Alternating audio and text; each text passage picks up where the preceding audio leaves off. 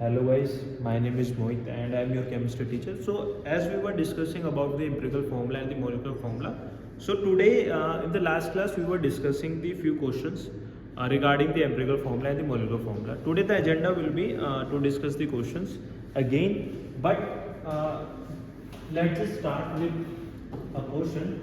ठीक है, a compound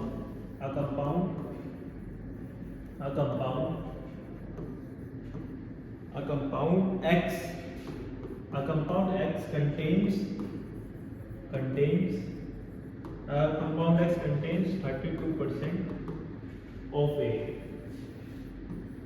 32% of A, 20% of B, and remaining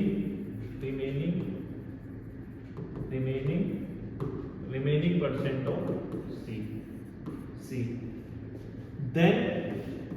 Then empirical formula of X क्या होगा? So as we were discussing the empirical formula, molecular formula, so this is the question on your screen. A compound X दे रखा है आपको, उस X compound के अंदर 32% of A is present, 20% of B is present and remaining percent of C is present. तो आपको क्या find out करना है? एम्पिरिकल फॉर्मूला फाइंड आउट करना है इस X कंपाउंड का, ठीक है। बट आपको क्या चाहिए होगा इसको सॉल्व करने के लिए? आपको चाहिए होगा मास, क्योंकि यह कंपाउंड X कंटेन्स, इसका आपको एटॉमिक मास या एटॉमिक मास यूनिट पता होना चाहिए। A का है आपका 64, B का है आपका 40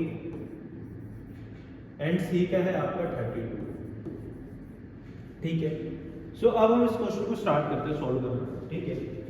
सो सबसे पहले मैंने आपको क्या बताया था, you have to make a table. आपको एक टेबल बनानी है, ठीक है, टू मेक थिंग्स इजियर, ठीक है। आपको एक टेबल बनानी है। सबसे पहले आप लिखोगे क्या?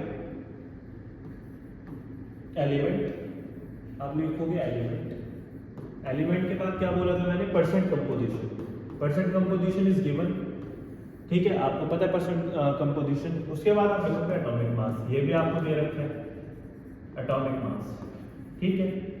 क्वेश्चन आपको लिखना है, आपने अगर नहीं लिखा तो आप स्क्रीनशॉट ले लेना, पोस्ट कर लेना, पहले क्वेश्चन लिखना, फिर आंसर की तरफ जाना और ट्राई करना खुद से सॉल्व करना। So this is the atomic mass. फिर हम आगे मोल्स पे, फिर हम आएंगे किस पे? Atomic ratio and finally we will discuss the simplest ratio, ठीक है, सिंपलेस्ट रेशो, ठीक है। हमें सिंपलेस्ट रेशो तक ही जाना है, ठीक है। अब हम आते हैं। सो ए कंपाउंड था, ए का कितना था परसेंटेज? आप देख सकते हो ए का परसेंटेज था 32%, ठीक है। बी का कितना है? ए का परसेंटेज कितना था? 32%, ठीक है। बी का भी लिख लेते हैं, बी का था 20%। 32 plus 20 52, remaining will be your c which is 48%, ठीक है। 48%, 20% एंड 32% का मतलब क्या होता है कि अगर आपका जो पूरा कंपाउंड है वो 100% है, उस 100% कंपाउंड में your A is present 32%, your B is present 20% and your C is present 48%। सो ये है इसका मतलब।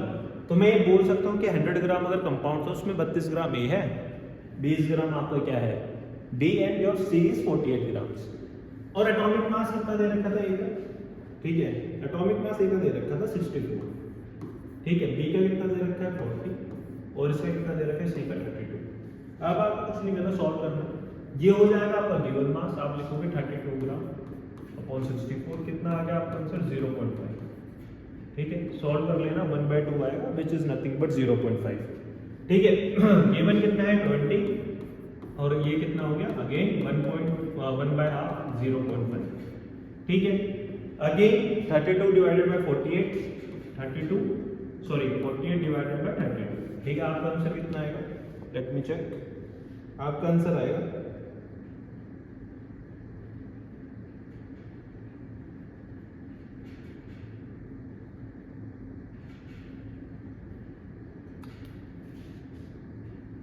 आपका आंसर आएगा 1.5, ठीक है, 1.5 के आसपास, ठीक है।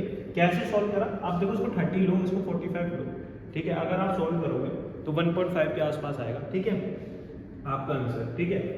सो 40 divided by 32 is nothing but 1.5, ठीक है।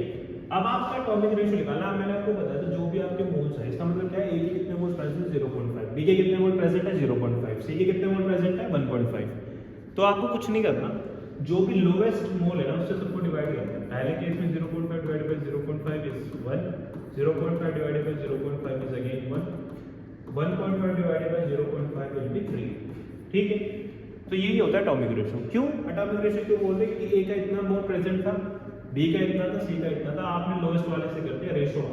ठीक है, 1:3, क्योंकि ऑलरेडी ये स्मॉलेस्ट रेशियो में है, सो हम इसको सिंपलेस्ट रेशियो में भी यही लिखेंगे। ठीक है, सो आपका कंपाउंड क्या हो जाएगा, आपका कंपाउंड हो जाएगा A1 B1 C3। ये हो गया आपके कंपाउंड का एम्पिरिकल फॉर्मूला। ये क्या हो गया आपके कंपाउंड का empirical formula. I hope it is clear, I hope it is clear. ठीक है,